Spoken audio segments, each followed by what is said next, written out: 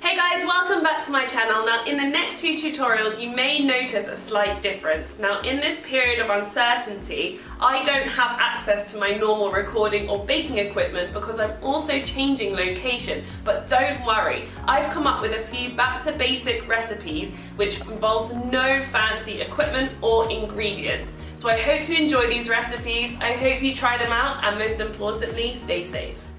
So because shop-bought cereals tend to have lots of sugar in, I don't usually eat them. The only cereal I do eat is some homemade granola because I can of course control the amount of sugar that goes into it. And granola is something that could be really expensive to buy in the shops, especially nice granola, but extremely easy to make yourself. So why not give it a go? Here I've got some runny honey in a jar, and into that I'm going to pour in some maple syrup. So you could probably find some recipes that use golden syrup, but obviously honey and maple syrup are healthier alternatives and still give the same sweetness. And into that I'm going to add some flavourless oil, and I'm going to heat this up in the microwave. So here I have some normal porridge oats. Now, I don't know about you, but I absolutely love cinnamon, so I add cinnamon into my granola, but this is totally optional. Still delicious without. I'm just going to mix the cinnamon into the oats before I add the other ingredients. So you can kind of add any ingredients you want. I'm going to use a mixture of nuts and seeds. So I've got some flaked almonds here and some ground almonds. I think the ground almonds actually give more of a nutty flavour, but the flaked almonds add texture. I've then got some flax seeds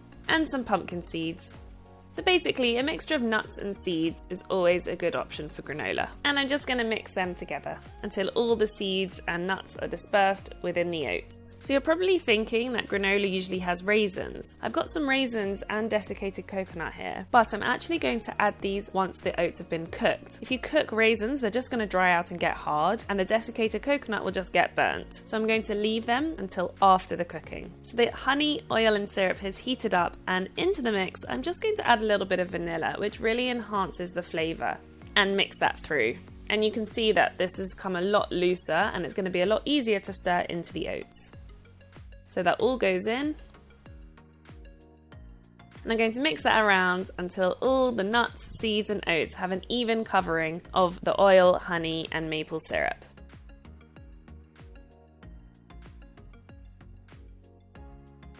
Like that. And now it's time to bake it. So I'm going to pour the oat mix all over a lined baking tray, and the oven has been preheating at 180 degrees Celsius, and spread it out all over the tray. So unlike a cake where you just shut the oven door and leave it to cook, you actually need to watch granola and turn it every 5 minutes. Because not only do we want it to cook evenly, we don't want certain bits to get burnt. So it's important to keep moving it around. So I'm going to put this in the oven for 5 minutes and then take it out and mix it again. So even though 5 minutes doesn't sound very long, everything is starting to toast slightly. And so at this point, I'm just going to get my spatula and mix the oats around. And you can kind of see that it's starting to clump together, which is a good sign. I'm going to separate it and spread it out again, and then put it in for a further 5 minutes. So you can see now that the oats are beginning to catch more, so I'm going to mix it up once again. And we're basically going to repeat this until the oats have cooked. So I want to do this about 3 or 4 times. Now every oven is different, so you may need to do it one less time or one more time than I'm doing. And obviously the hotter the oats and nuts get, the quicker they cook. So when they start browning, they'll brown even quicker because the oils are starting to release. So this is looking really nice and toasted, but I think it can do with an extra 5 minutes. So it's had its final 5 minutes, and you can see how evenly golden brown the oats and nuts are. So I'm just going to do one last separation to make sure there are no clumps. And now I'm going to leave it to completely cool. And it will obviously cool quicker if it's laid out flat like this. So once the oats have cooled down, now I can add my raisins and desiccated coconut, and then mix that through. It's probably easier to mix this in a bowl, but I'm just saving on washing up here, so I'm going to mix it around on the tray. And I love the different colours and textures that all the different ingredients are giving. And because I left the coconut raw, it's not such an overpowering flavour, so I really recommend adding this. And I love the speckles of white throughout the granola too. So once the granola is cooled, and only once it's cooled, you can then fill a jar or a Tupperware box to store it. You don't want to fill the jar or box when it's still hot, because it's just going to get steamy, and then if you add the lid, it's going to create moisture and make the granola soggy. A jar is a lot easier to fill if the granola is left on the baking sheet, because you can simply just fold it up and pour it straight in.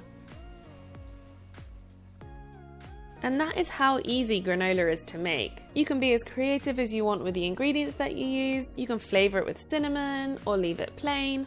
You can add all sorts of dried fruit. It really is that simple. And it's relatively healthy and of course tastes great too. And there you go, that is how you make granola. Give it a go, try it out. If you have any requests for other tutorials, then please write in the comments below. In the meantime, subscribe to my channel, give this video a thumbs up, and we'll see you next time.